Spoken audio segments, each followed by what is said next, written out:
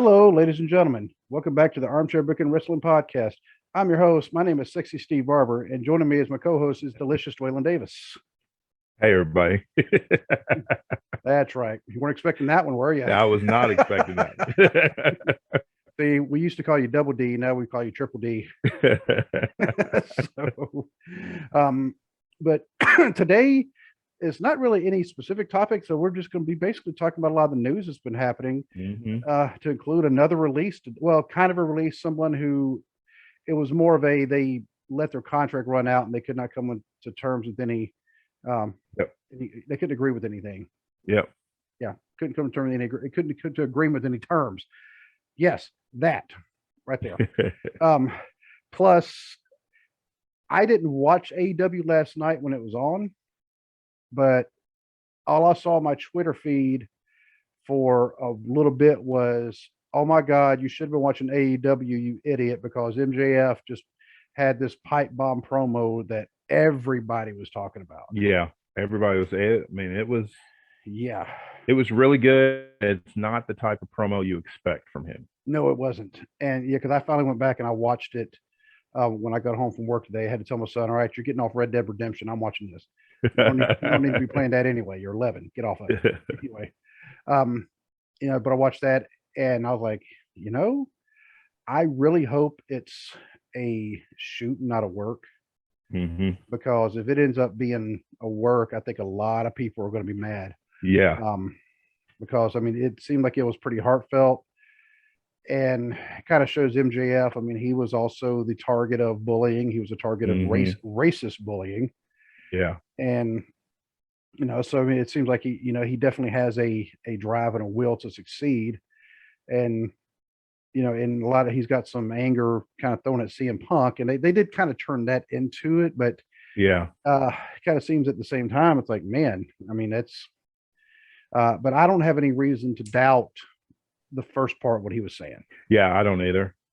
So, and also there's some events happening around this area, wrestling events, one of which I just found out about today. And so I shared it on Facebook. And if you're on my Facebook, you'll see it. And I might share it on Twitter too.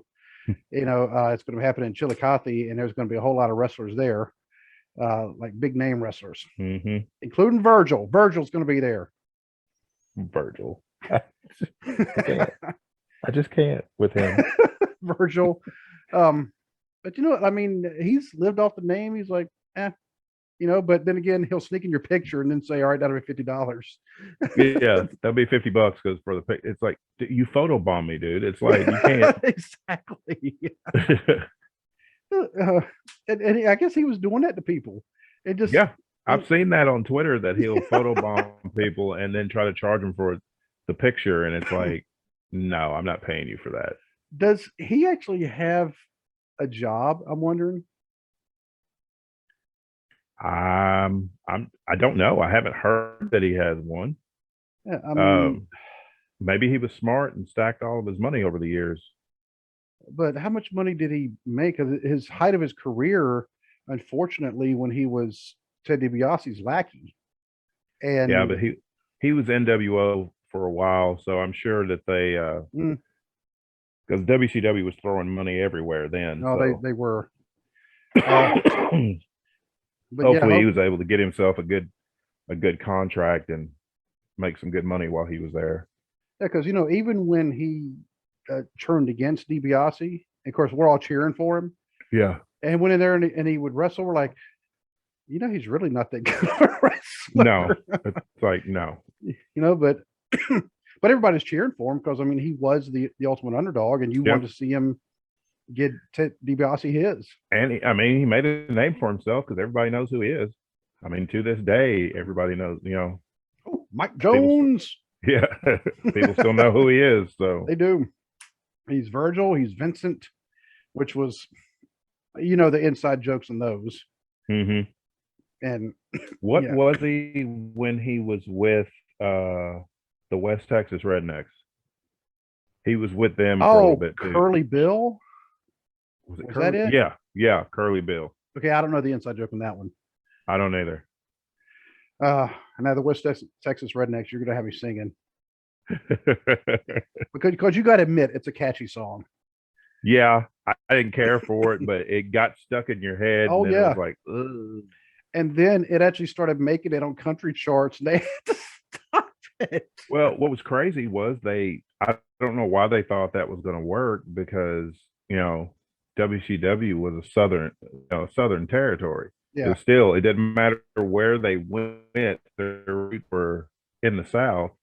So you have a rap group versus a country group, and you're wanting to push the country group as the heels. Your southern audience is not going to go for that. No. Even with Master P, who Master P wasn't he from New Orleans? Mm-hmm. Yep. Yeah. So he would get kind of at least that local crowd, but the Yeah, problem is yeah, but then the problem was everybody with him had absolutely no talent. yeah. Like he had a bunch of big guys with him that they'd put in the ring, but it was like, you guys are awful. Just be bodyguards or whatever he needs you to do. Yeah. Master P, who was actually a really, really good businessman. Mm-hmm. Yep. So and when they had Kurt Hennig as part of that, I'm like, he's from Minnesota. Then you come to find out that Kurt Hennig was a huge country fan. Oh yeah. Yeah, he loved country music. Yeah. Yeah, so I'm thinking, if you're Because from because the rest of them fit. And yeah, then, you got the Wyndham brothers, you had Bobby Duncombe Jr., and then Kurt Hennig. And it's like, one how of is these Mr. Perfect? things is not Yeah. like the other. How does Mr. Perfect fit into this? Yeah, you think he's from Minnesota? He should be like in Prince, Husker Du, and the Replacements, and and the speed metal group Power Mad. Ooh, there we go. There's a I've never heard of that one. they weren't around that long, but as weird as they were in a movie, uh, it was a Nicolas Cage movie. I'm going to have to look it up because it was um as soon as I see the name, Excuse me. it was a very strange movie. Um, but they played basically like a bar band, but and they were playing like speed metal type music. But then Mm-hmm. uh, the main people kind of walked in and they started playing like, and actually I don't think it was actually them playing the next part, but they were playing like a dancey typey, like a waltz type. It was really, really odd. But they also gave away their tape, their 4-song tape EP in is either Hit Parade or Circus. Hmm. Yeah. Circus magazine. I remember those. Used to get those all the time. Yep. Let's see. Is it Wild at Heart? I think it's Wild at Heart, but let me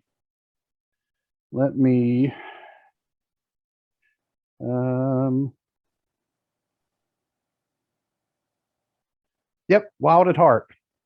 I hadn't Rip, seen that one. That's one yeah. of the few Nick Cage movies I haven't seen. Well, if you just want to see the group Power Mad, they had they put out one of the, like, if you want to call it a single, because metal bands back then didn't necessarily, they had videos that they weren't necessarily singles, if that makes any sense.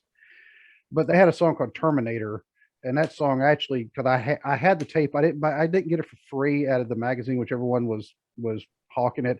I ended up buying it like from a like I think it was a record bar, like on a band trip somewhere. Oh, okay. But of course, it wasn't free, and I paid probably too much for it. But that particular song, I actually wore it out. So, but anyway, back to wrestling.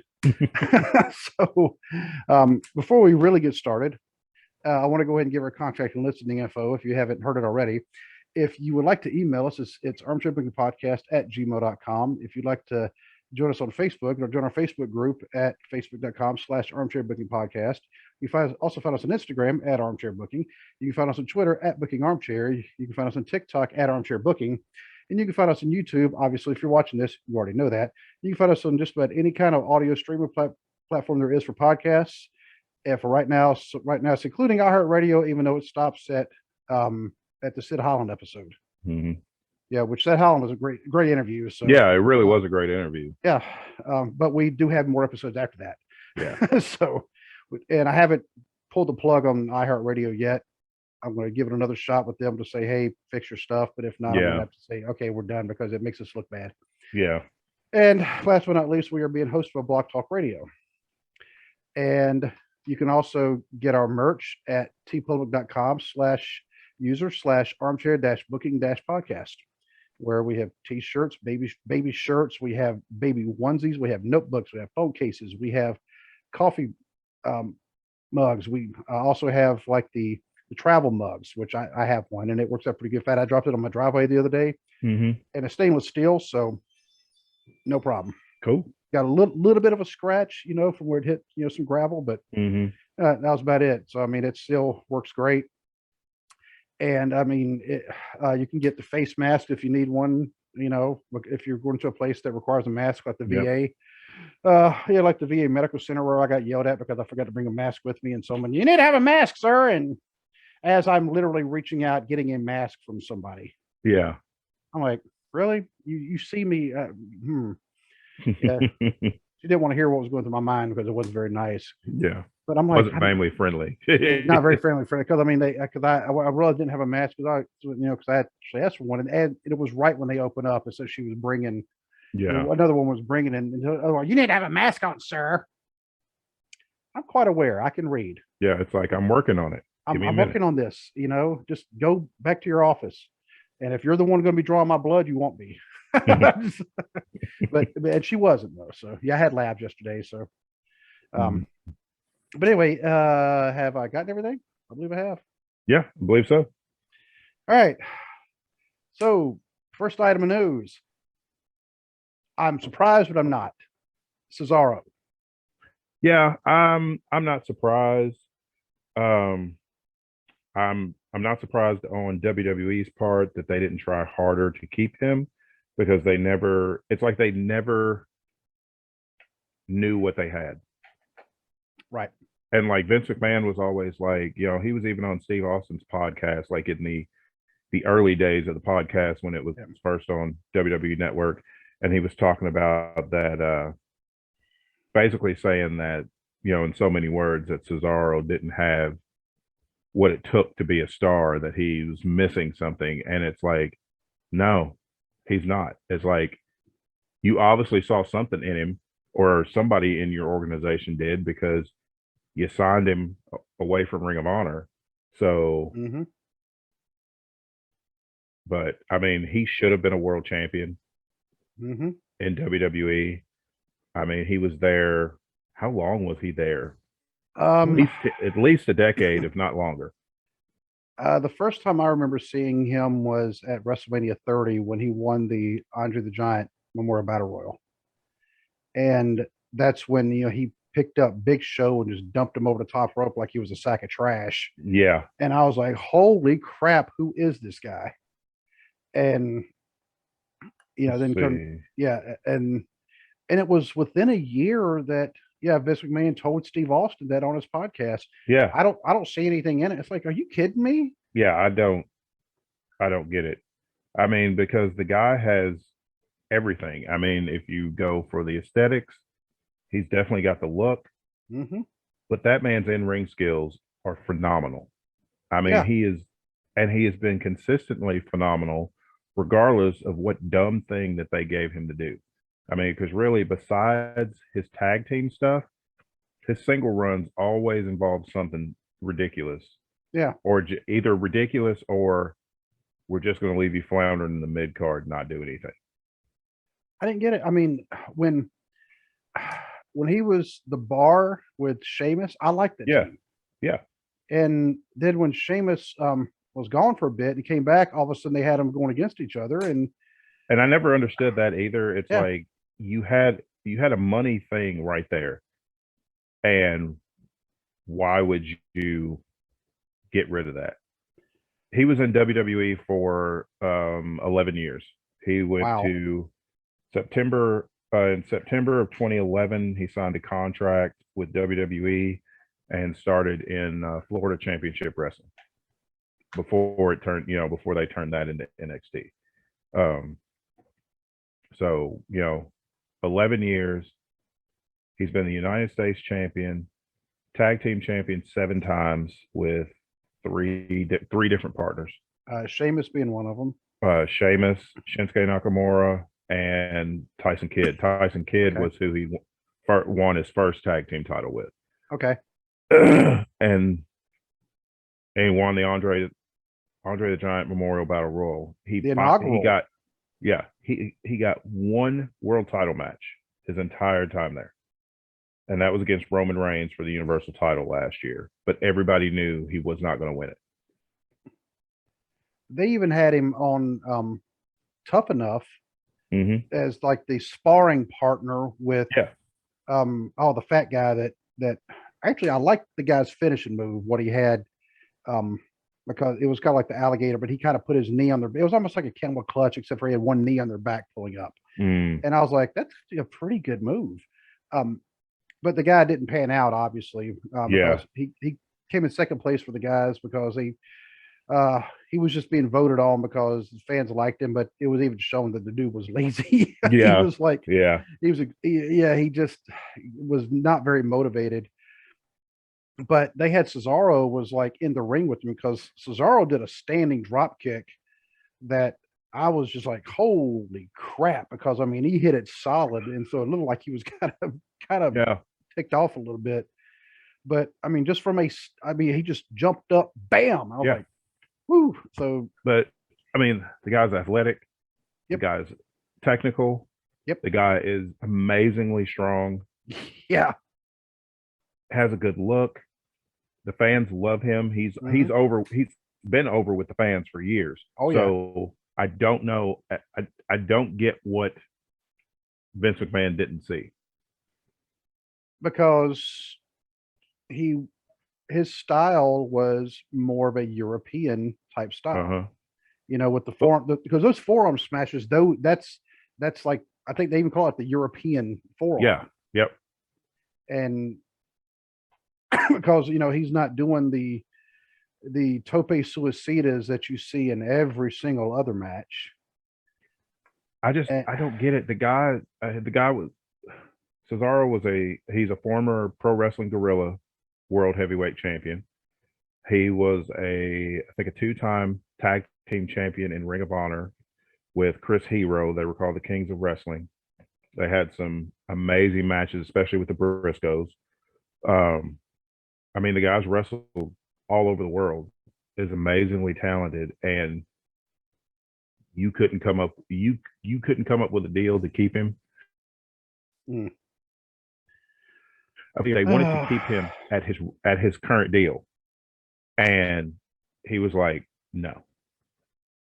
They wanted to keep him at his current deal, not offer any more money, just keep everything like it was, and he was like, no. So then they negotiated and couldn't come up with anything. But the good thing for him, though, is he does not have a non-compete clause because his contract expired. He wasn't released. So he could pop up anywhere that he wants to at any time.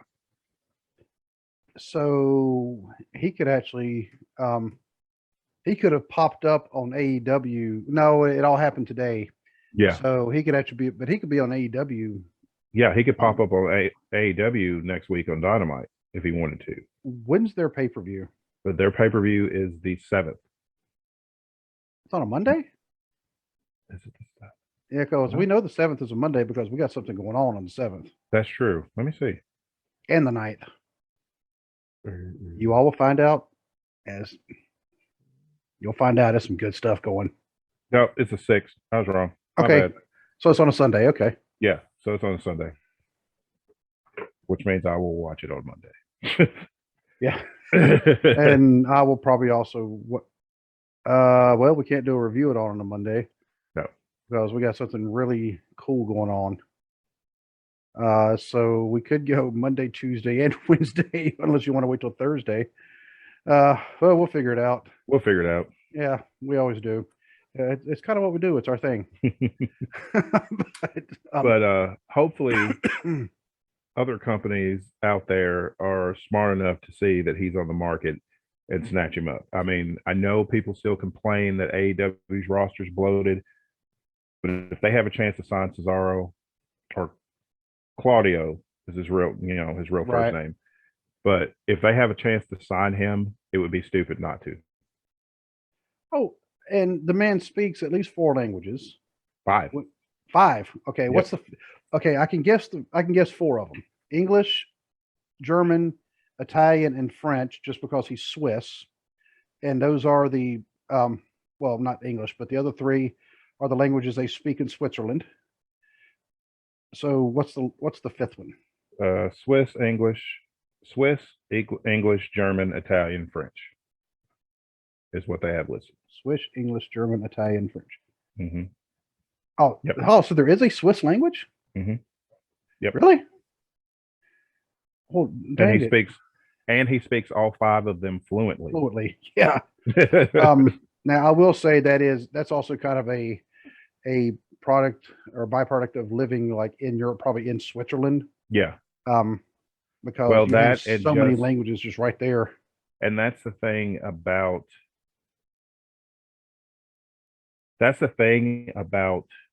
WWE's developmental is they're literally pulling people off the street that have no experience in wrestling. And it's like, I miss the days of the well-traveled professional wrestler that has learned multiple styles. And it's only WWE. You look at all these other companies. I mean, look at AEW. Look at Aleister Black. Yeah. Well, Malachi Black. You look at him. You look at Brody King. You look at Buddy Matthews, who, by the way, debuted last night. Amazing talent too that they let go. But it's just the majority of that roster has traveled the world, from the young up and comers to the veterans.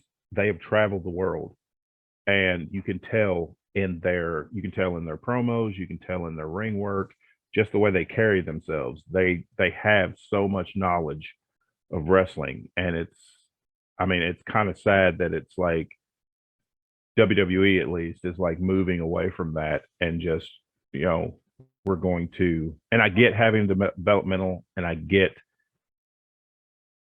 building people up. I mean, they've had some success stories with that. Braun Strowman, why they let him go, I don't know, but Braun Strowman, they kind of, they pretty much built from the ground up. He started in the Performance Center with no experience. Roman Reigns started in FCW, no pro wrestling experience. I mean, he grew up in the business, but no. I'm pretty sure he wrestled at some point growing up. Yeah. Charlotte Flair. Yep.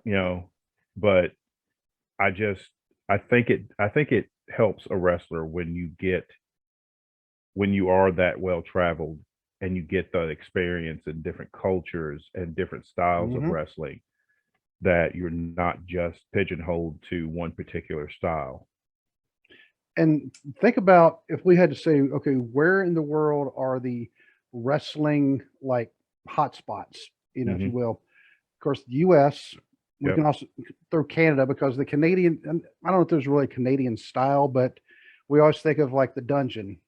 Yeah, usually the Canadian style is a lot more technical than the U.S. style, though. Yes. I mean, they focus more on the technical side of it and the actual wrestling side of it, rather than the sports entertainment side of it.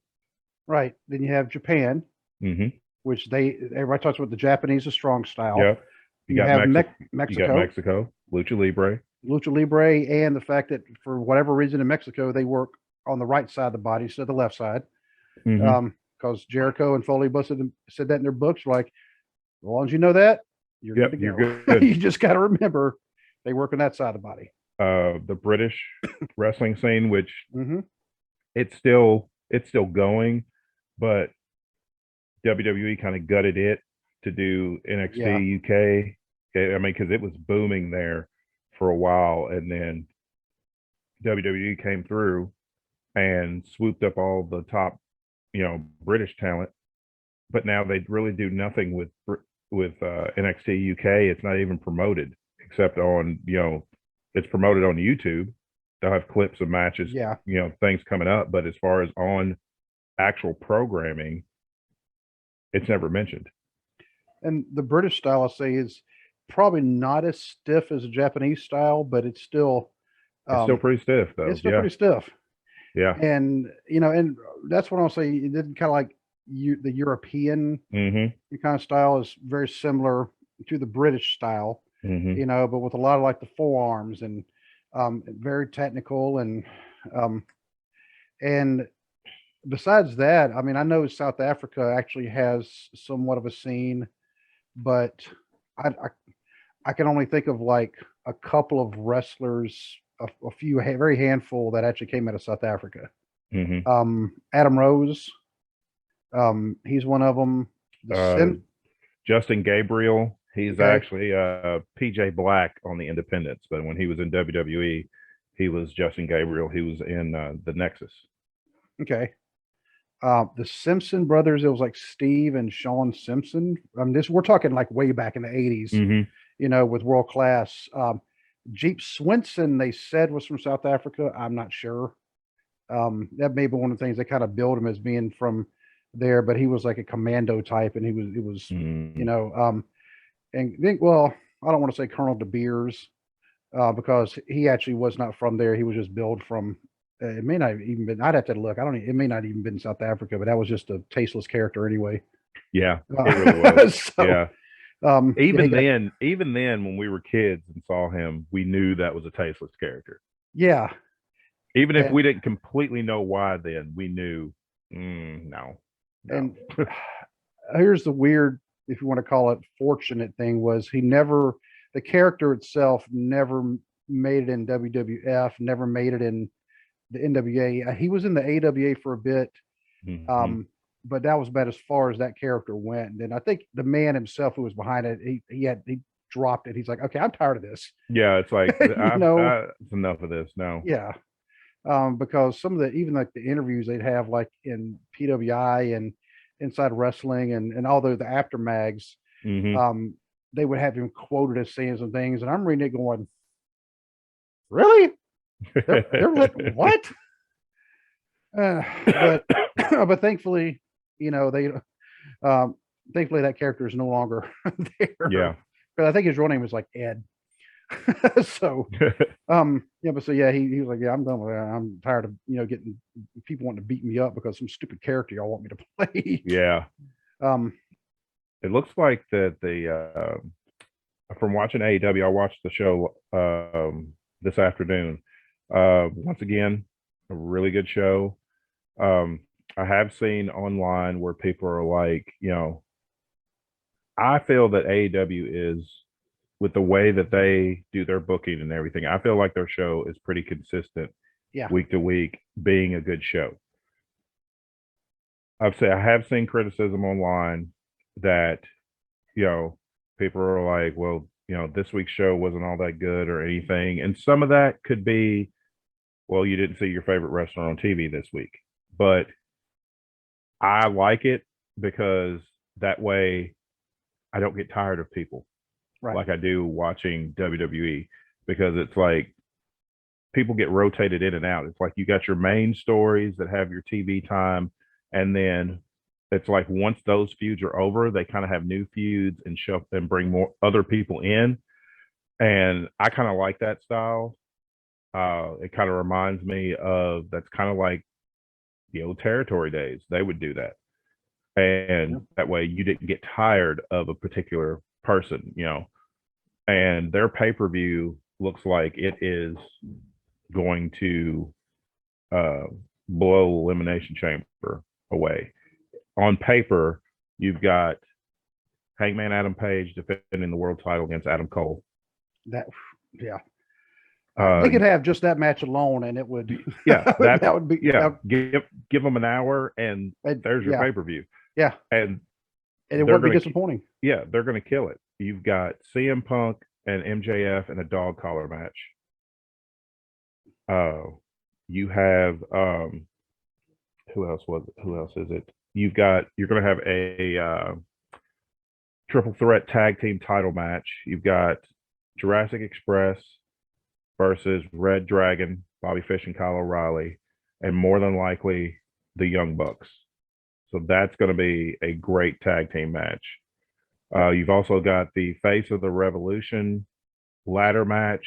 Whoever wins that has an automatic shot at the TNT title. Right now, it's Wardlow, Keith Lee, Powerhouse Hobbs, and Ricky Starks are in it so far. Whew. And I think they've got 2 more spots to fill, I think.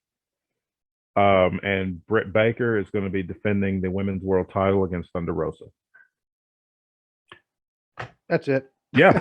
I mean, and there's probably going to be a couple other matches, but that card alone is worth watching. And oh yeah. Like, I don't get why other companies can't build a card like that. It's not hard when you have the talent. It's like, and just like we always say, storylines don't have to be convoluted. And the Adam Cole, Adam Page storyline is very simple. Mm-hmm. Adam Cole wants to be the world champion. So he told Adam Page, I'm tired of waiting. I want what you have. So give me my shot at the title. And Adam Page is like, that's fine with me. Let's fight. That's all you need. I bet Adam wins. Yeah. See, that's always a safe bet. That's right. But that's all you have to do. It doesn't have to be convoluted. Just, you're the champion and I want to be champion. So give me a shot at the title.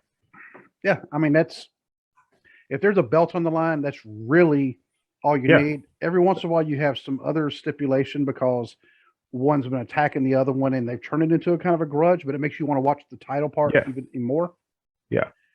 And just like the whole thing about the dog collar, I had to think about it. I was like, that's right, because of the whole him using the chain to choke him out. He used the chain to choke him out. They keep talking about Roddy Piper, and I knew that's where they were going to go. And I've seen CM Punk in a dog collar match with Raven in like early days of Ring of Honor. That was a war. Dog collar matches are brutal anyway. Yeah.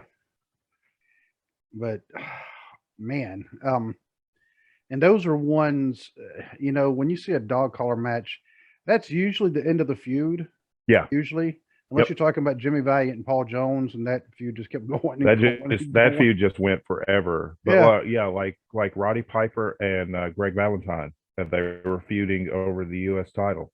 Yeah. And the dog collar match was the end of it. Yeah. Starrcade 83.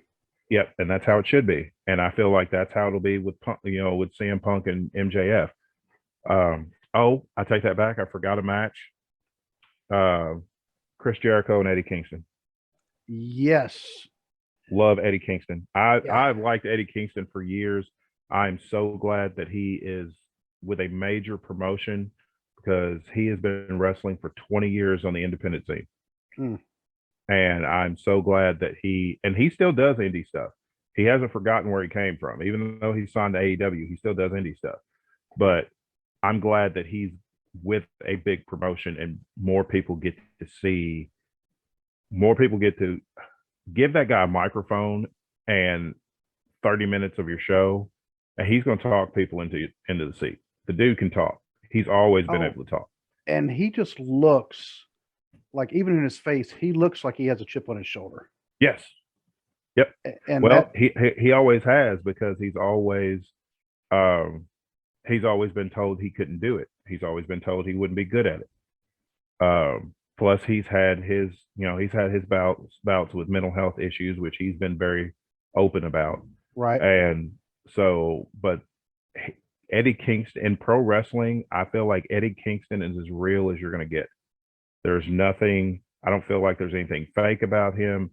Anytime he cuts a promo, it's like, I believe every word he just said, because I think he means every word he says. There's nothing flashy. He looks like an everyday guy. I feel like that's as real as you're going to get in the sport of pro wrestling. And did you happen to see the speech that he gave talking about Brody Lee? Yes. Yes, I did. Yeah, I mean, that was more of a motivational speech, Mm-hmm. but I mean, you just felt that. Yeah. Yeah, because Yeah. I mean, because that was a backstage. That wasn't for cameras. I mean, that was Yeah. him That was, talking to the boys, yeah. and so yeah, you knew. I mean, it was very real, and I was like, okay. I mean, because I really didn't know who he was hardly, but I was that and a couple other things he did. I'm like, okay, this guy, he's for real. I mean, Yeah. yeah. I mean, it may be a promo, some of the things he's Yeah. saying in the ring, but Yeah. I mean, it's the I best feel moment with in the realness. him that with him, I feel like he is the perfect example of what is kind of a dying art is like nowadays that your wrestling character is just an extension of yourself. And I feel like with Eddie, I don't even feel like it's turned up to 11. I feel like that's Eddie Kingston, whether he's in the ring, backstage, on the street, whatever. I feel like that's the genuine article. And one thing before we go on, I got to talk about it now because Excuse I me. would totally forget. The guys on the Bless Their Hearts podcast, Mhm. right?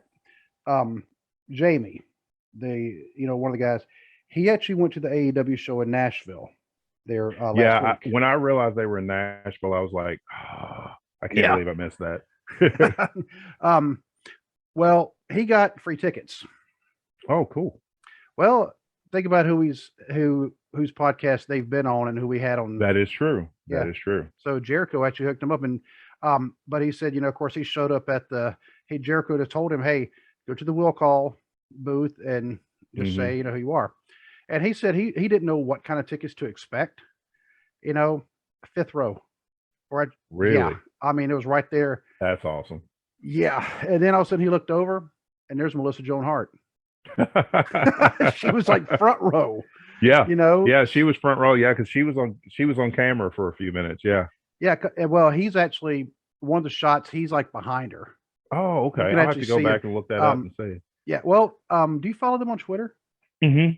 Yeah, he actually posted the picture on Twitter. Oh, okay. So I say fifth row. Actually, it was more like a third row type. But either way, you could see him. Then at one point, he's like, "Hey, do you mind if we get?" Because he's like, "That's Clarissa that explains it all." And I'm like, Yep. I don't know that show, but I do know Sabrina. Yeah. and she's also the yearbook girl and Can't Hardly Wait. Yeah, that's true. Yep. God, I love that movie. But anyway, that movie, it's so goofy, but man, it's funny. But yeah, so he got to take a picture with Herb, and he was talking about the experience, because he lives in Berea, and he said that he met his friends in Bowling Green like the night before, and then they drove down because to go from Berea to Nashville, I mean, that's a little bit of a haul to try to make it back, and but he was talking about the matches and how much fun they were having.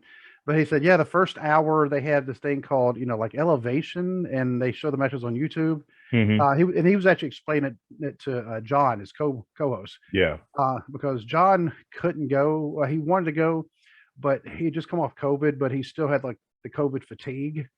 Oh, Lord. Yes. I exactly. sympathize with it. I know exactly how that feels. Oh, yeah. Lord. Yeah. So he said he could have gone, but he said he would have felt like garbage the whole time. So he decided, unfortunately, to pass on it.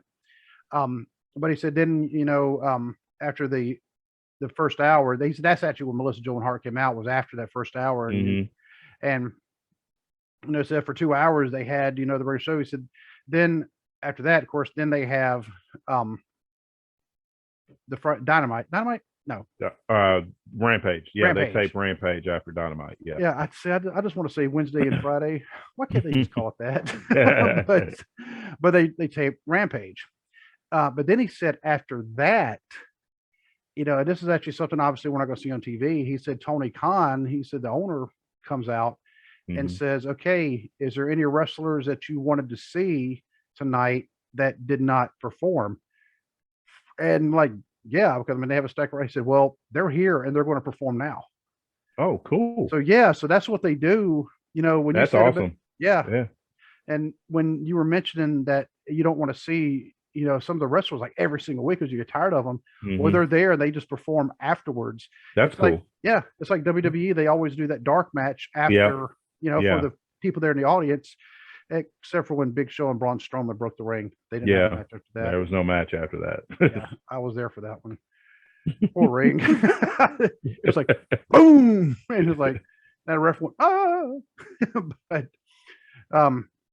but then they made Big Show cry just by being nice to him. Yeah.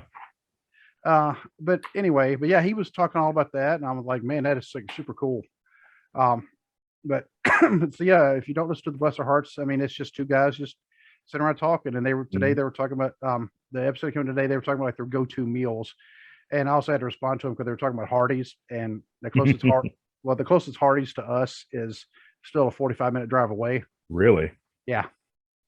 They used to have some in around Cincinnati, but the owner of all the ones he died, and they just let them shut down. Oh. I'm like, how you gonna shut down Hardee's? I love Hardee's, but I sent a message. I'm like, yeah, because I guess they don't have one in Berea. Like the closest one is Richmond, and which Richmond and Berea aren't that far. It's really not that far away. But right. But I'm not going to drive 45 minutes just to go to a Hardee's. No. Even though but I love my go-to for Hardee's is the Frisco burger. Has been for since I think the first time I had one when they first started making them was around like 91 because the Hardee's there on Fort Campbell Boulevard. I used to get it from there all the time. Yep. So right by the KFC you used to work at. Yep.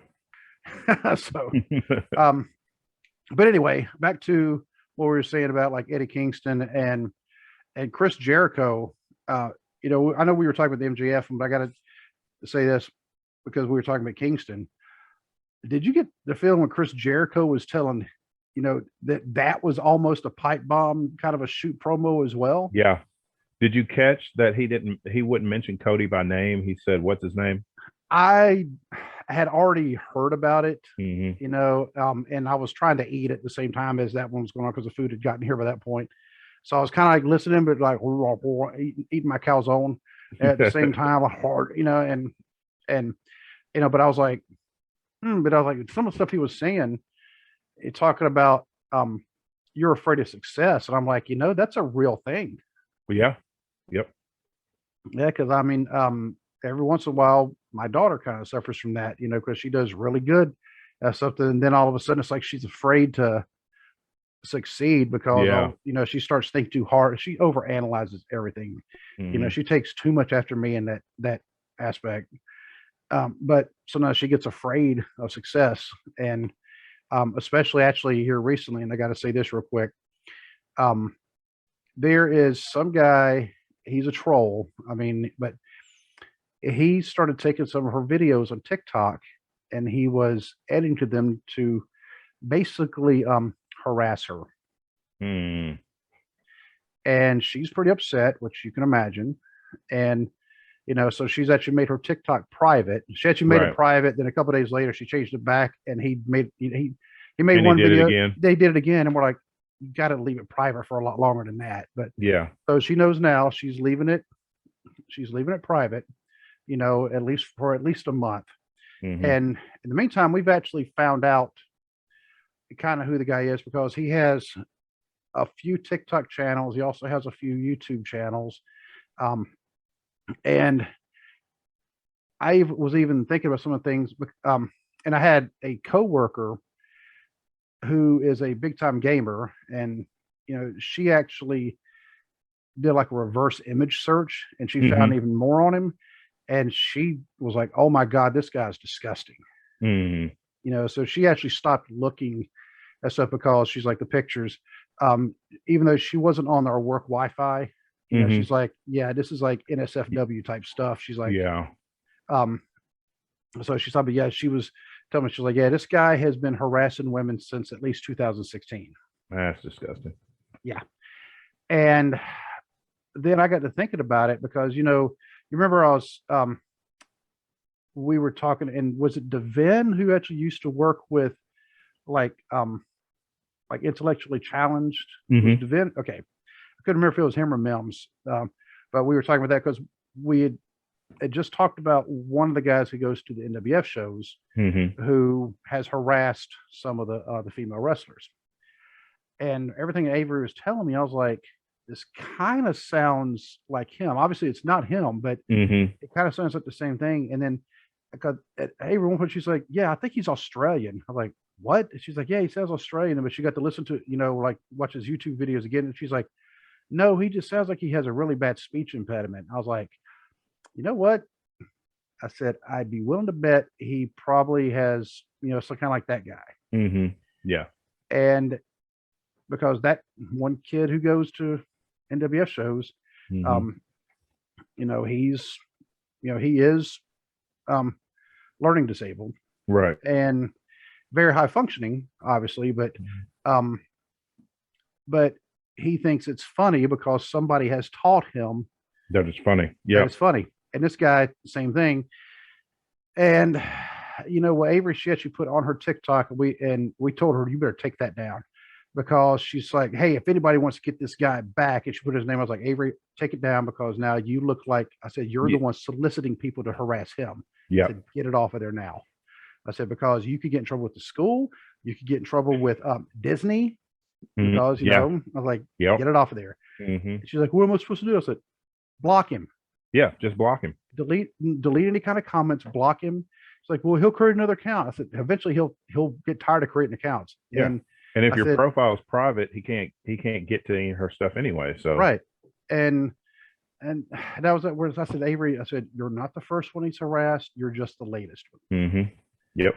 And I said, eventually he's going to get caught, and something bad is probably going to happen to him, because people don't appreciate.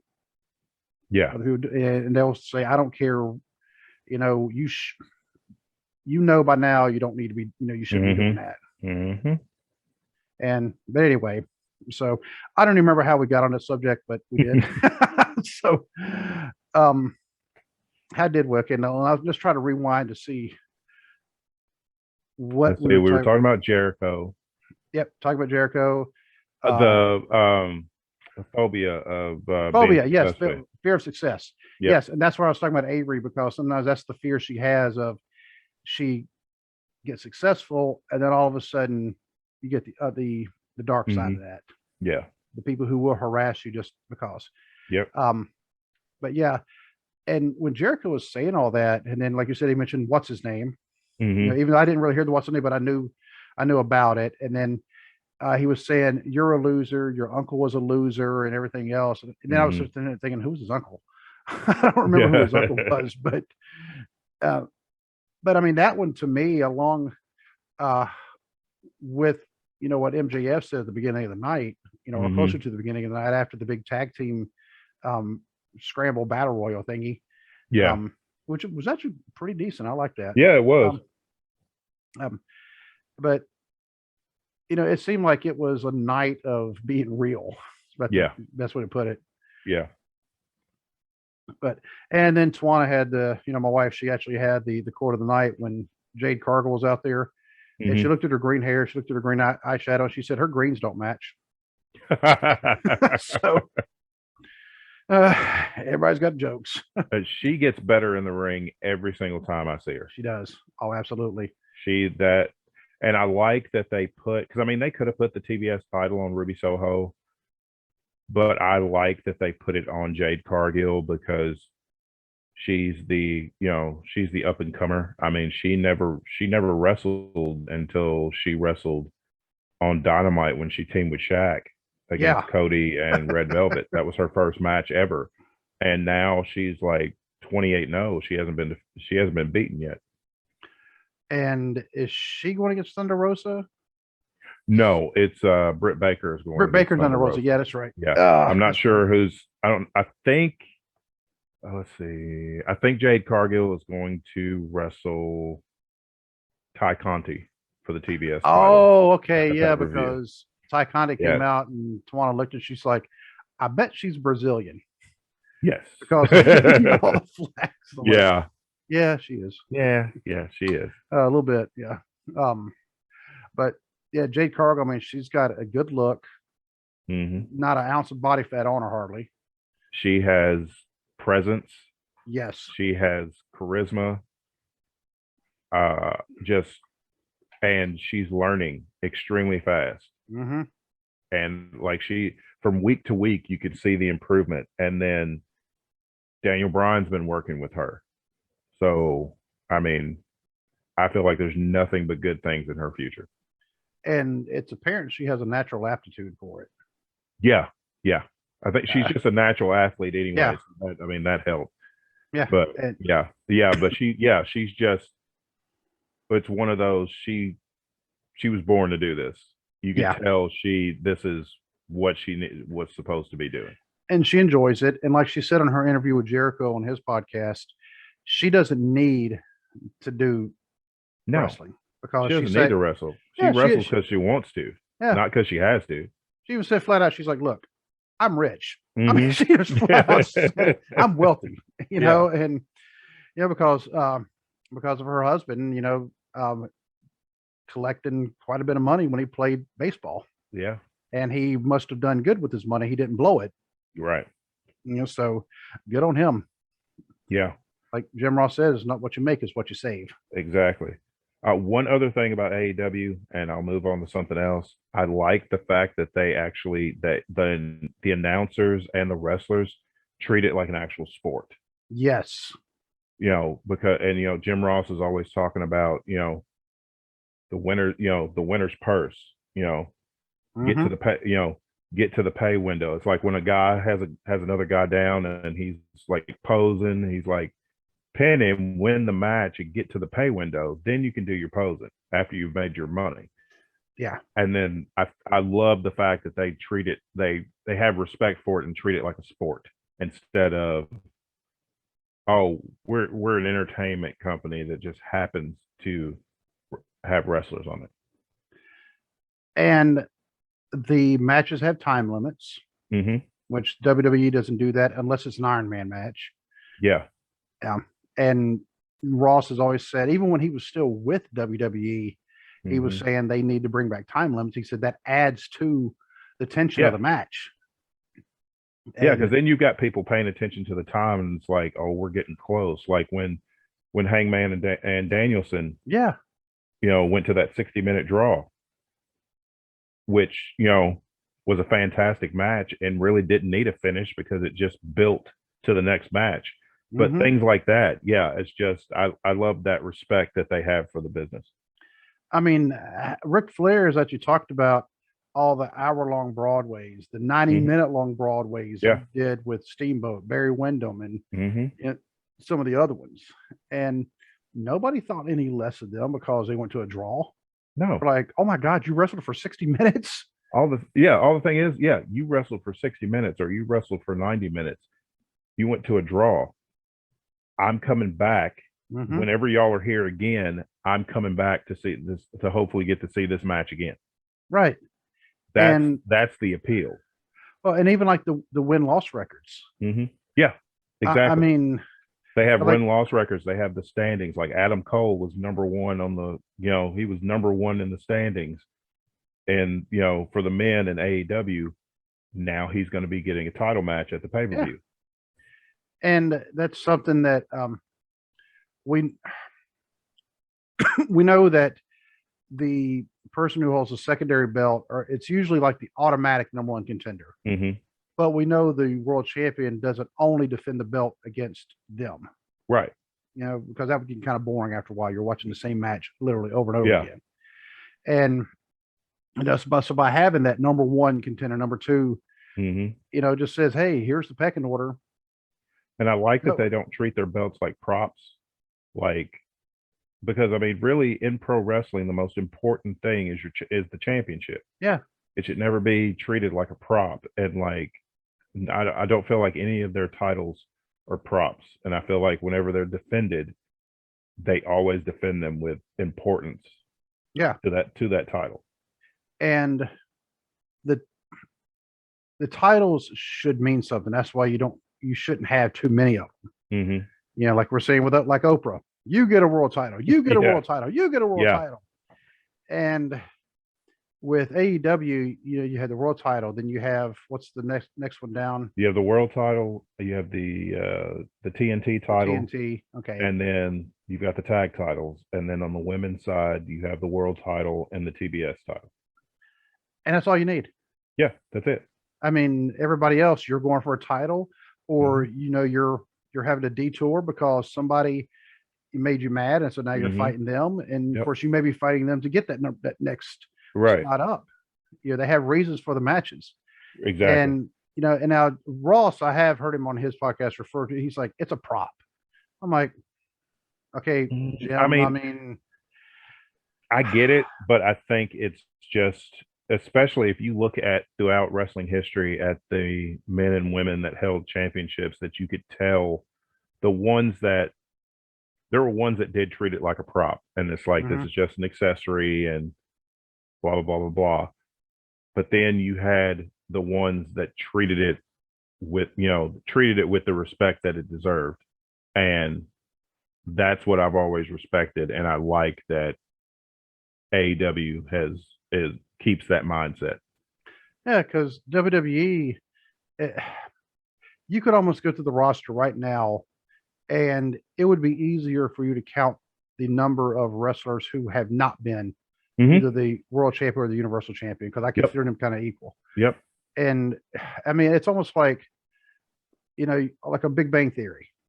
And there's one of them, I don't remember the exact episode, but like the dean, he's in there, he's like, Dr. Wallowitz, or not, I'm sorry, actually, Dr. Cooper, and then Dr. Gabriel, and then he goes to Mr. Wallowitz. Yeah, Mr. Wallowitz. And he's like, I have a master's degree. He's like, yeah, who doesn't? Yeah. But it's the same thing. You know, it's like, that's why they treat the world title, and it shouldn't be like that. I mean, because you're thinking about an organization, because if a casual fan, who the weird thing is, the WWE keeps trying to appeal to the casual fan, especially during WrestleMania season, and they look and go, oh, the world champion, they must be the top one. Yeah. And you would think, you put that as the face of your company. Yeah. But no, they don't do that. It's like, here, it's your turn. Yeah, it's your turn. Yeah, it's your turn with the title. Yeah. Speaking of WWE, they did send out a tweet today that said Charlotte and Ronda Rousey will main event night 1 of WrestleMania, which I'm fine with that. Yeah. I'm more than happy. The more respect these women get, in their talent and their performances, the better. I have no issue with them main eventing. And Ric Flair was actually talking about Charlotte. Well, he started referring to her as Ashley, her real name. And he was actually talking about all the sports that she played, like, back in the day. Yeah, and I know she was really good at volleyball. Yeah, she played volleyball at Appalachian State. So I mean, she was a Division I level, volleyball player. He said, but in high school, he said he tried to get her to play basketball. He said she hated it. She just was not into basketball. But he said, she did gymnastics, she did volleyball, and then she got recruited to be on the diving team because one of their girls got sick or got hurt, and they needed like another body. And they went after Charlotte. He said, and she got like first place in her first. And he's like, man, how could she do? He said, her gymnastics. Yep. So Charlotte, I mean, as much as what we get tired of her being pushed, she's kind of like the female Brock Lesnar in a way. Well, but then again, Ronda Rousey is kind of like that too. But anyway, it's just, she is a very, very legitimate athlete. Oh yeah, she's a great athlete, and I think she is really good in the ring. I just don't feel like that they're doing her any favors by pushing her as hard as they do at the top, because it does bring resentment from not only fans, but it's got to bring resentment from people in the locker room too, because it's like, I'm busting my butt 300 days a year, and they just keep putting the title on her. And I mean, she's doing what she's doing what her boss tells her to do. Just like when Roman was in that situation, Roman was doing what his boss told him to do. But I think they don't look at long term how that's going to affect the perception of that wrestler. And Charlotte, I think one of the things they need to kind of also pay attention to is here lately, she's been getting kind of sloppy in the ring. And I don't know if that's on purpose, Yeah. Yeah. I don't know but if that's on purpose or just or what, but yeah, I've noticed there was she's not as crisp with some moves as she normally is. right. And But I did the, watch the Naomi Charlotte match from yeah, what SmackDown. That was amazing. yes, it was the whole time. Like, man, I mean, you thought Naomi could easily win the title. Yeah. Even though we There knew was she several probably times. wasn't, Yeah, there were but several times I just knew. I'm like, oh, she's got her this time. and I'm actually looking up, talking about like title reigns because we mentioned Charlotte having 13, however many Yeah, titles. she's got 12 main roster singles world titles. She's got a tag title and 2 NXT women's titles. So she's got 15 championships And since 2015. and we're talking about them trying to make her match her dad. Mm-hmm. Well, her dad started in 1973. Exactly. And got his last world title in 2000. Right. And so, you're talking 27 years. Yeah. She's done all that in the span of like 8 years.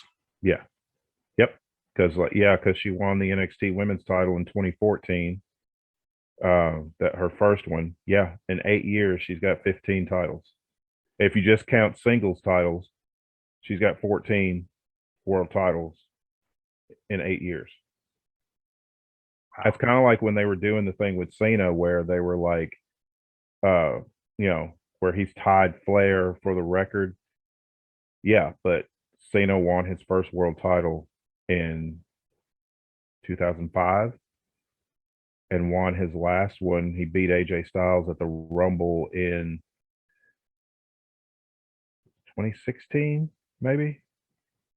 Was that when then at the SummerSlam when Brock tossed him around like you stole something from him? No, that was before the Lesnar beating was before that. Okay. Because he lost it to AJ. He beat AJ at the Rumble. It was the year they had the WrestleMania that they had Bray Wyatt and Randy Orton for the title and had the bugs on the screen yeah, that crap. Well, that was because Cena beat AJ at the Rumble and then defended it in the Elimination Chamber the next month, and Bray Wyatt ended up winning. Okay. I'm trying to remember if that was 2015. No, I think it was 2016. May have been. I'm not 100% sure. Whatever year they were in Dallas. So I think it was 2016. Yeah, 2016. So Cena had 16 world titles in 11 years. Wow.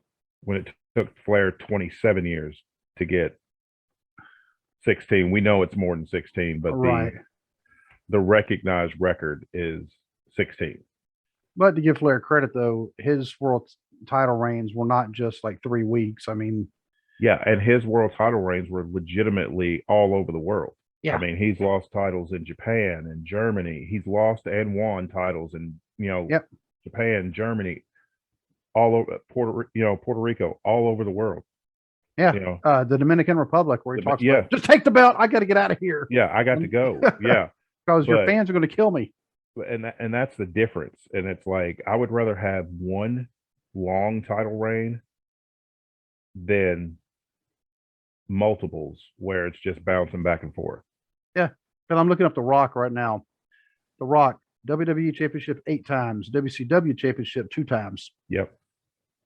So he's held it 10 times. That means he's lost it 10 times also. Yeah, but he's held it 10 times. But The Rock won his first WWE title in '98. Yes. And then he lost his last match before he beat Punk was in 2002 when he lost it to Brock Lesnar. So he won in between that time. He won 9 world titles in 4 years. Did he was also the champion when Cena beat him at WrestleMania 29. That's right. That's right. So I thought there was one more. Yeah. So okay. So 8 world titles he had in 4 years. Then he beat Punk Yeah, that was the last one though. Yeah. It was actually 9 because he came back, beat Punk, and then lost it to Cena. So he had 9 world titles in 4 years, and then win a decade basically, and then won one more world title. Which was him and Cena again. Well, the thing is, the match didn't need to be done. They lied to the fans and said once in a lifetime when they knew as soon as the first match was over that they wanted to do another one because the first one made so much money. Yeah. But this wait a minute, we found another lifetime. Yeah, we found another one. But the title didn't need to be on the line. They never should have ended Punk's reign then. Right. Because when The Rock got the world title, everybody knew Cena was going to win the Rumble. Yep. Everybody knew Cena was going to win a Rumble. Then they were going to go to WrestleMania. Everybody knew Cena would win the title. Yep. See, we figured this out. I mean, everybody had to figure it out. Vince, you're not fooling anybody. No. Seriously, dude. But of course, The Rock, I mean, he's now the highest paid entertainer in Hollywood, which still blows my mind. Yeah. And I mean, I give him props. I mean, his company is named $7 Entertainment because that's all he had in his wallet, $7. And I tell my wife this all the time. I respect the fact that he is still humble about that. I mean, the guy has basically, if life was a video game, he's already beat the main game. He's just doing side quests now. I mean, wow. He had a rap verse on a Tech Nine song. He's bought the XFL. They're now have a working relationship with the NFL. Okay. An official working relationship because he's smart, and it's like, hey, instead of trying to compete with them, which you're never going to do, I'm just going to work with them. And then he has his own tequila brand, which apparently is the best-selling tequila in the world right now. So it's like, well, I've already done everything else. I'm just going to do these side missions now. But I mean, everything that guy touches turns to gold. And he could be the cockiest human being in the world. And he's one of the most humble people in the world. And right now I'm trying to do like lift one eyebrow up. I'm like, I can't do it. Like when he did his promo at the Super Bowl, he showed a picture on his Instagram and you could see the back of his arms when he was going through the tunnel to go onto the field.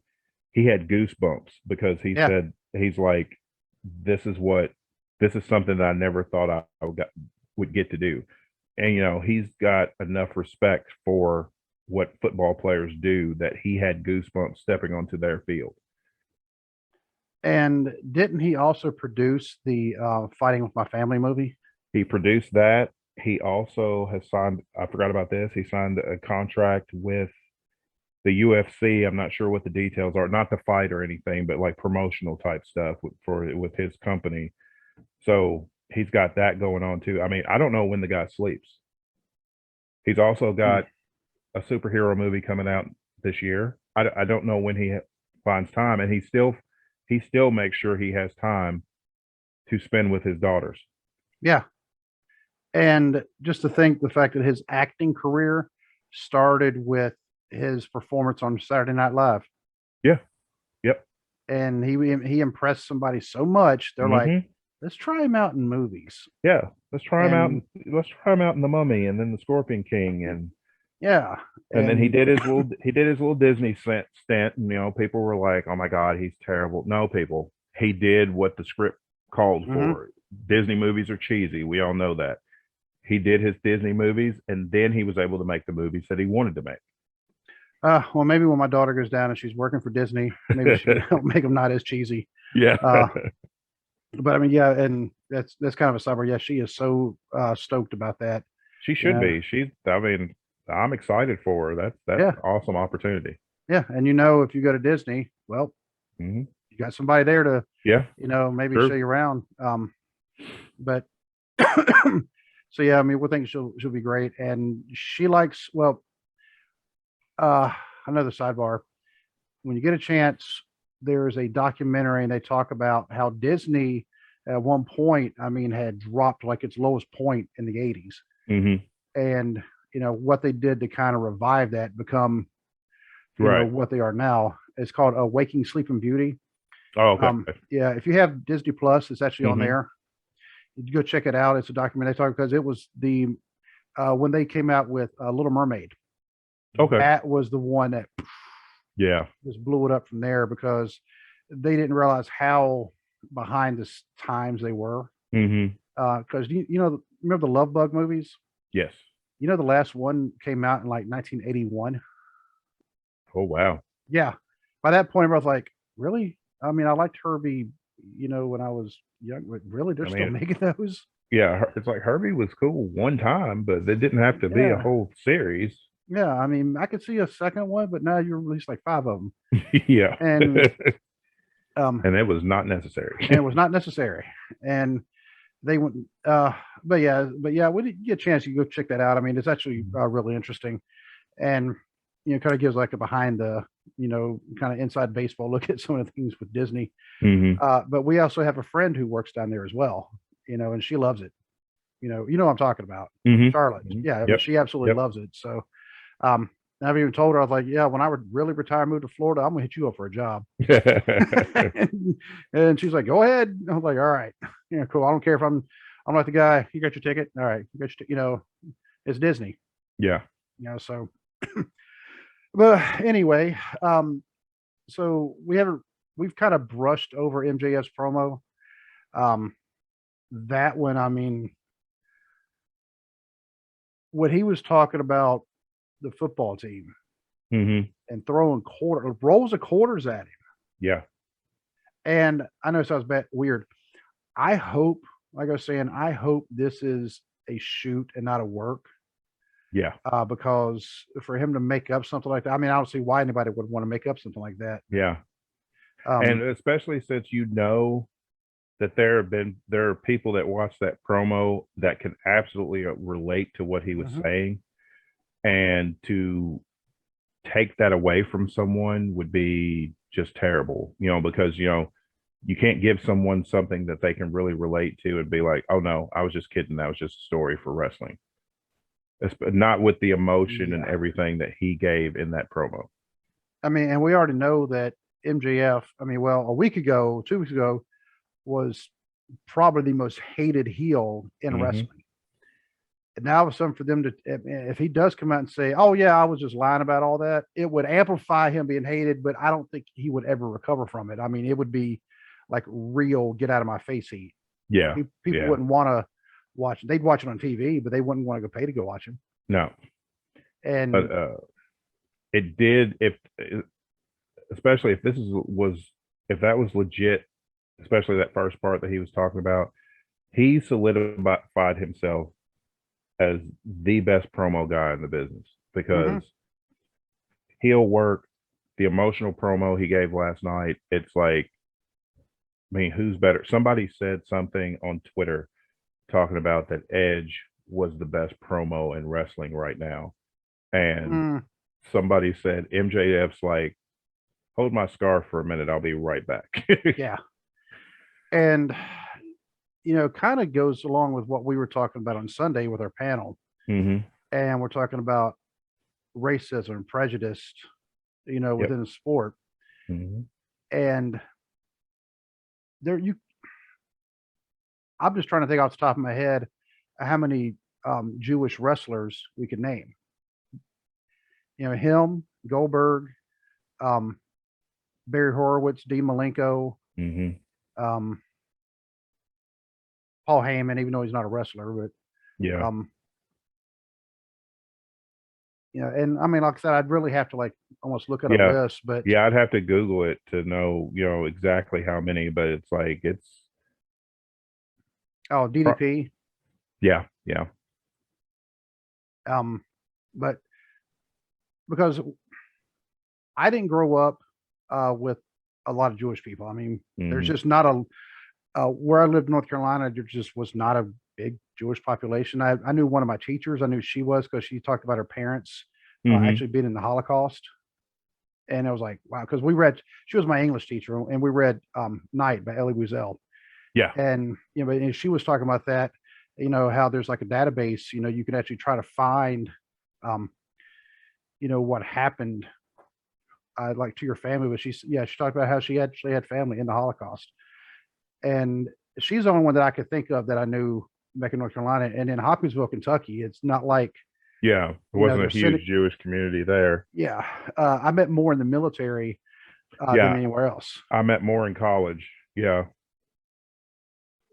and it was always like, all right, cool, and I supervised people who were Jewish, and but we didn't talk about a lot about things like that they had, the issues they had growing up with people doing that to them.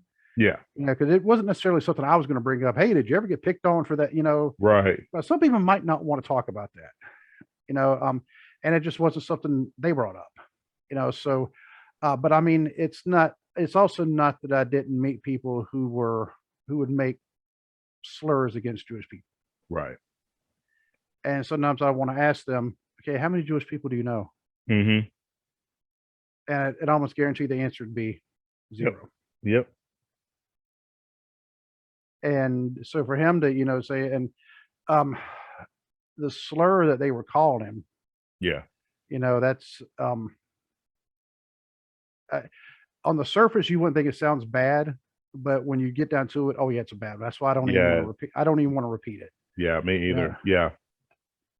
And yeah, so they were there. I mean, him saying that he thought they were his friends because he said he was one of two Jewish guys on the football team. Mm-hmm.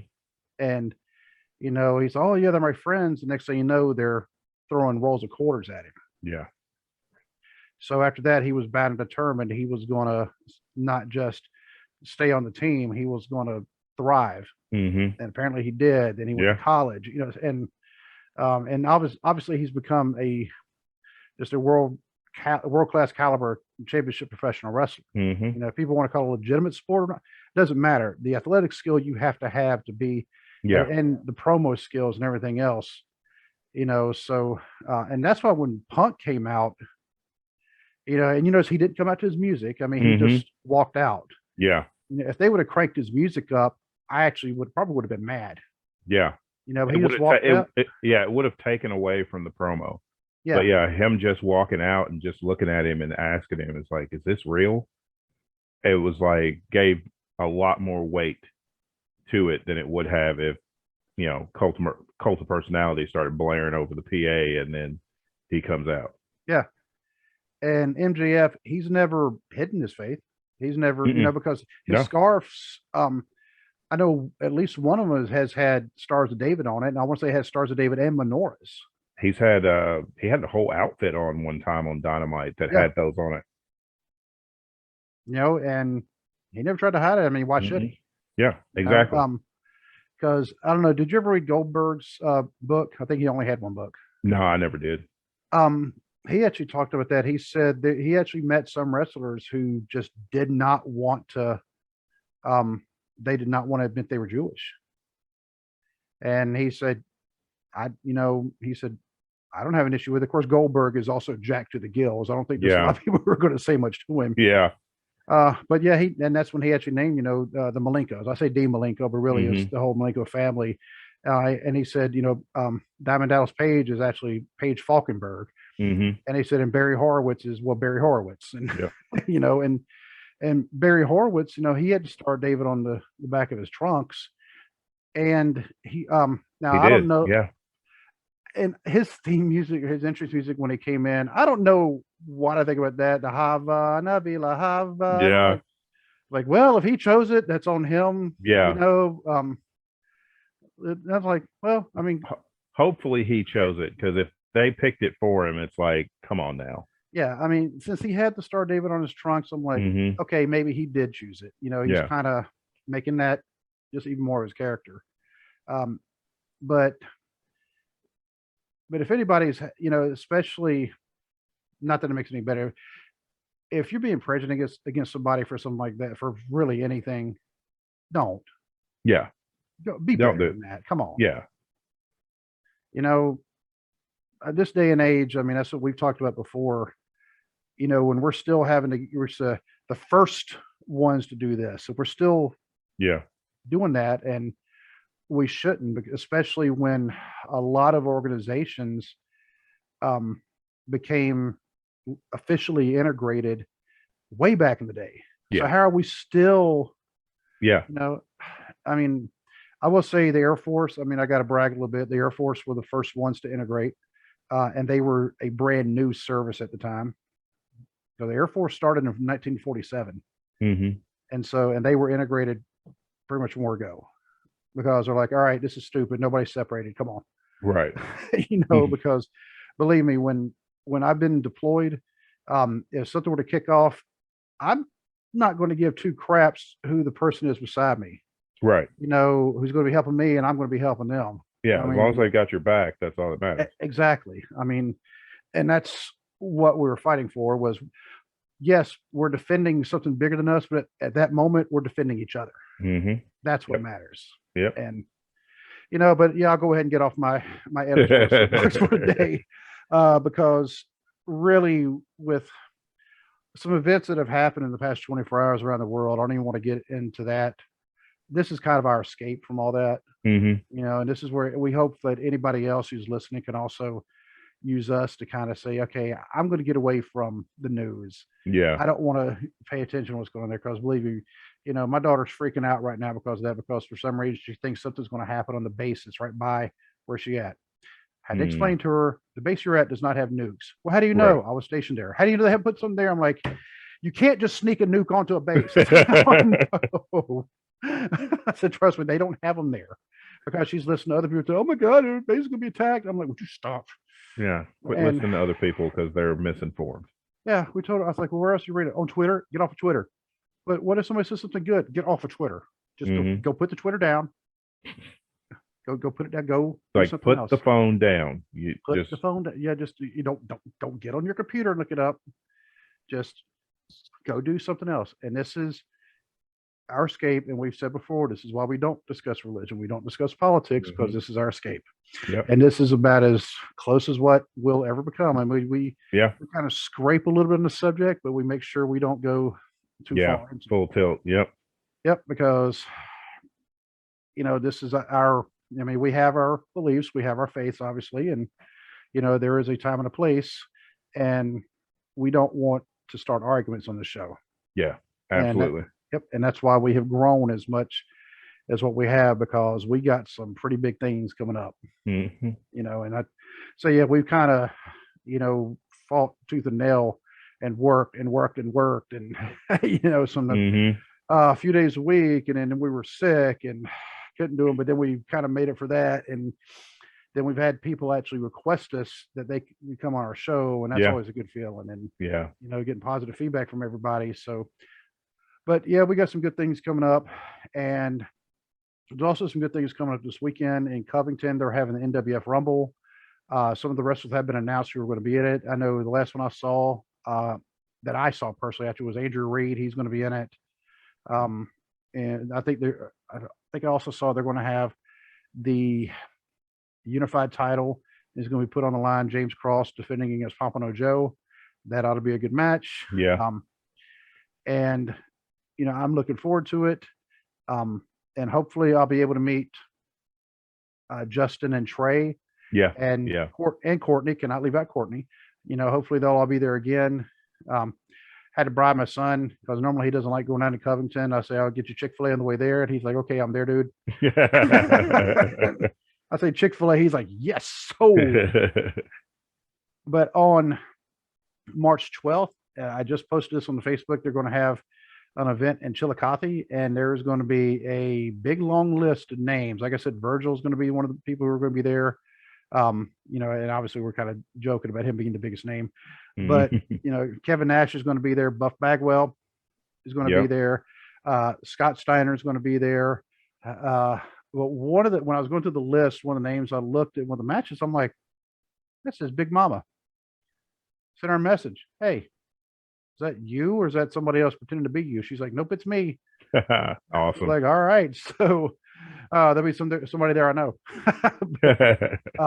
Justin is actually looking at it. He might try to go, even though it's an hour and a half drive for me, and or just under that. It's like an hour 23 minutes.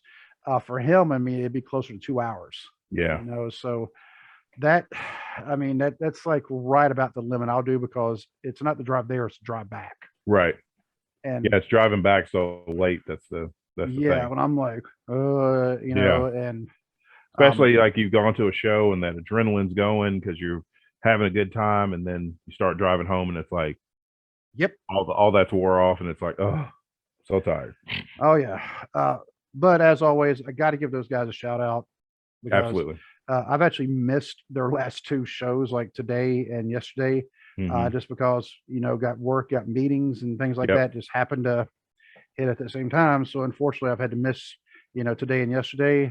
If they're doing tomorrow, we'll have to see, because I don't have anything scheduled. That doesn't mean something won't get scheduled, Yeah. because we got some stuff coming up, kind of similar to what we had back in the fall. Mhm. It won't be as intense, but it won't be laid back either. Yeah. So we're prepping up for that. But still got to give those guys a shout out, because if you haven't gone to check them out, go do it, because they work extremely hard to put out a great Yes, show. they do. They really do. Yeah, and I'm gonna start calling Trey Fearless Trey, because it does not bug him the least to reach out to somebody. Hey, you can be on our show. And you can tell. I mean, they're not just wrestling either. I mean, they try to encompass all sports, and so they've Right. including. I thought at first I thought it was kind of strange. I didn't think she had an affiliation with sports, and I was like, well, duh. She's on the Pam and Tommy, or Tommy and Pam show. That's, what is it, on Netflix right now? Hulu. Hulu. Yeah. Okay. Yeah. She's actually on that. She plays one of Pamela Anderson's friends, like Heather or something like that. I'm like, well, what she has to do with sports? She's a Raiderette. Oh, okay. Yeah. So I was like, duh. They had a Raiderette on their show. I'm like, I'm like, how did y'all swing that? Yeah. So that means, we've had to step up our game too, Yeah. because Yeah. you know what? And it's not, obviously it's not a competition, but like they're doing it because they're reaching Right. out. Well, it's like, they inspire us to do stuff. We inspire them to Exactly. do stuff. And that's, like you said, it's not a competition. That's just a good thing to do. It's like, if you we can, work together. exactly. If you're watching the video for this, you'll see the intro to the show. That was actually something that Justin created for us. Mm-hmm. Just because I didn't ask him to. Yeah. He just said, "Hey, I want you to check this out. Tell me what you think." And I was like, "Well, Dwaylen's last name is actually Davis, not David." But I was like, "Yeah," I was like, "That's really cool." I mean, and so we're kind of in debt to them, because I mean, they've just been hooking us up left and right. Yeah, they've helped us out a lot. Yeah. So anything we can do to try to help them, I mean, I definitely want to do it. And another podcast who I just came across here recently, because started following each other on Twitter, and I almost feel like he had the Twitter set up even before the podcast. Mm-hmm. But I've listened to the podcast. I like it. And he's right about our age, and he's out of North Carolina. So his accent is like, it's like, yeah. Yeah. I mean, so we can understand, his accent, but on Twitter, he's at Hillbilly Hill, and his podcast is named The Heel Truth. And right now, it's only just him. Mm-hmm. And, so I mean, that to me, automatically, I'm like, hey, that's not easy to do. Yeah. Because you have no reaction. Right. So with Dwaylen, I mean, we bounce off each other. Mm-hmm. So it's like when Joey Styles did commentary in ECW, and it was just him. Yeah. In the original ECW, Joey Styles did the commentary by himself until like toward the end of their run, like late '99, Don Callis came on board. But before that, it was Joey Styles. Yeah. And think about like the guy, he was in Memphis. You were talking about no. Okay, it wasn't a sneeze. Thank you. I cannot think of his name. I had it right there, and then it just escaped me. But he was like the long time Lance Russell. Yeah. Yeah, Lance Russell. It was just him for the most part. Every once in a while I have like a guest, but yeah, but I mean, it was mostly just him. Yeah. But so yeah, that's not easy to do, especially when you're just recording. Yeah. Man, Bless okay, you. man, did you get me sick or something? Wasn't me. But so yeah, definitely go check him out, The Heel Truth. He's only got a couple episodes so far, but I know he's going to be coming out with more. And from what we could tell on Twitter, I mean, I actually messaged him and said, "Hey, we gave you a shout out," and he came back and he was very grateful for that. I just want to let him know, hey, we're talking about you. Yeah. And don't worry, we're not saying anything bad. So, but you could tell he's a big wrestling fan, and not just a mark. I mean, he also analyzes it like we do. Yeah. So, but yeah, that's one of the things. I mean, we are definitely glad if anybody listening out there checking our podcast, but yeah, check out some of the other ones too, because there are quite a few, and we're starting to collaborate with some because it helps us all grow together. Yeah. Right. And that's what we're all trying to do, is just, grow our platform. So yeah, grow us. And like to say, the rising tides affects all ships, and that's what we're trying to do, is help the tide rise. So, but I don't have anything else, and it's about time for me to get my happy butt to bed. So yeah, I don't have anything else either. I think we covered everything for tonight. Yeah. So unless all of a sudden we get hit with somebody saying, "Hey, can you interview us?" Between now and Monday, yeah, I will definitely be seeing each other again on Monday. All right. All right, dude. God bless. All right. God bless.